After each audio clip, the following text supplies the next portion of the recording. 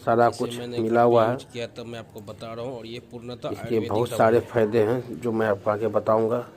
इस दवाई में आप इसे अच्छा से देख आपको लीजिए, कहीं भी क्योंकि अंग्रेजी नहीं आज का जो मिलेगी। मौसम है आप देख वो सकते इसी हैं, के लिए है। ये तुलसी से बना हुआ है, और तुलसी इस कितना दवाई में पौराणिक चीज़ है। विशेष करके हमारे हर घर की बच्चों वस्तु के है, हमारे सेहत घर के घर की लिए देवी से पूजा इसको जाता बनाया है। गया है। और इसे तुलसी मैंने घर में यूज हर किया है। दवाई के लिए, हर दवाई में एक ये रामबाण दवाई इलाज है। बच्चों के ठंडी के टाइम में जानते पेट हैं में आप दर्द लोग, या जैसा खांसी, और मौसम पहले है, के ज़माने में खांसी मम्मी सर्दी अपने बच्चों को बुखार का, तुलसी का रस तो ये निचोड़ के खांसी पिलाती थी, और अभी भी बहुत कफ सारे के मम्मियाँ लिए बहुत ही करती रामबाण हैं सर, जिसे और जानकारी है। दवाई है।